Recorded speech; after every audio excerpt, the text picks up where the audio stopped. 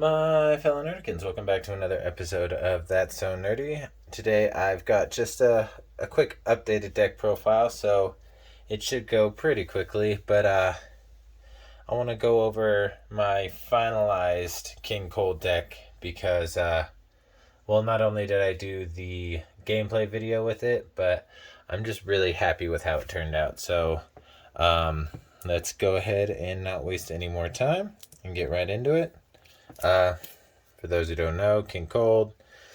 On the. Actually, you know what? I've already done a video on him, so I'm not going to really go over his abilities. I'll just go over the new additions and how they play.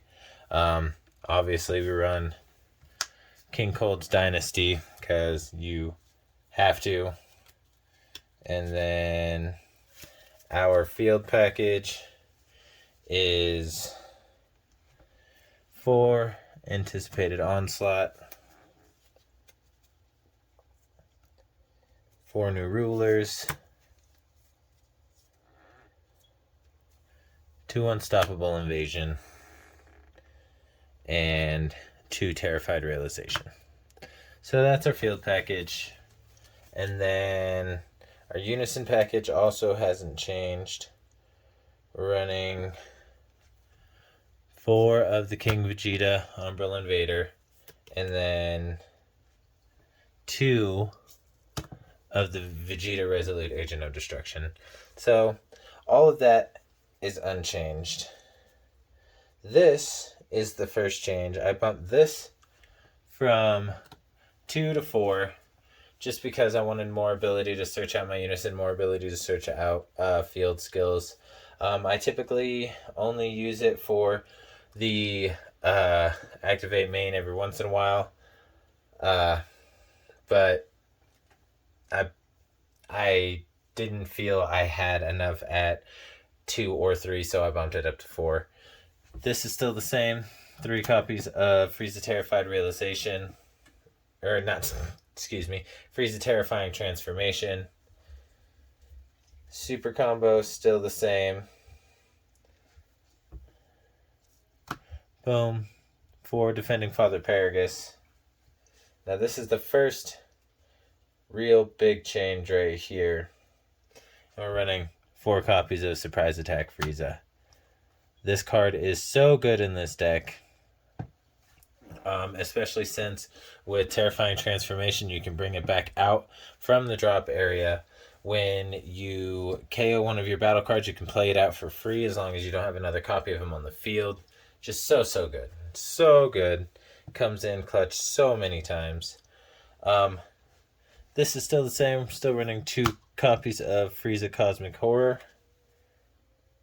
And then we are still running 1 copy of Frieza Revived and Reviled, but I'm actually going to end up taking that out for 1 more copy of Cooler Effortless Strike. I just feel like having access to Cooler Effortless Strike more often is better, and I typically don't end up playing him very often. Even when I was playing him at 2, 3, even 4 of, I found myself wanting to play different cards instead of him. So I dropped him down to 1, and even still, he usually ends up as a charge target. So I'm going to pull him out and put another Cooler Effortless Strike in just so I have a little bit more counterplayability, a little more defense on my end. And then, of course, gotta run 4 copies of Charismatic Villain, especially in this deck since it can get bumped up to an actual viable attacker. Here's another change. Threw in 2 of the Golden Frieza Pinnacle of the Clan. I actually realized he was in this build. He was a lot better than I thought because of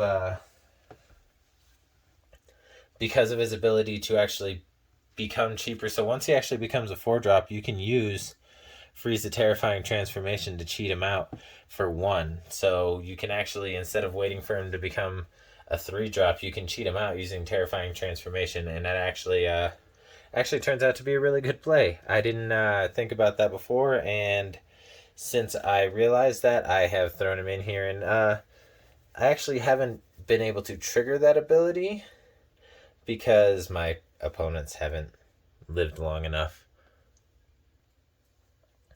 I also forgot to mention that, I mean, it's pretty obvious, but with Frieza Terrifying Transfer, or Frieza Charismatic Villain's ability, you can play out Surprise Attack Frieza.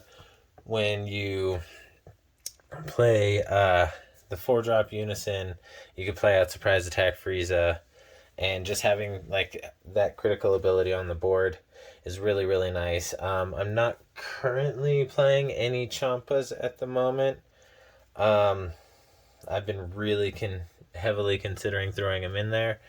But I really don't want to mess with the deck's consistency, especially considering how I already have to run so many dead cards.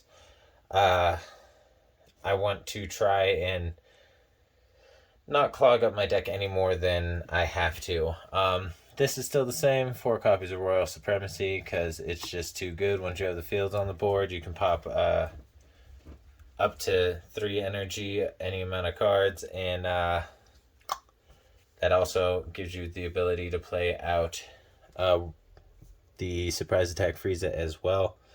And then this also is still the same. Homicidal Clones, just 2 of them. It just is really helpful when you need to, if your opponent's coming in for like double strike, triple strike, critical, something like that, and you know they're going to be coming with multiple attacks, you can play Homicidal Clones by taking a life as long as you're at 5 or less life.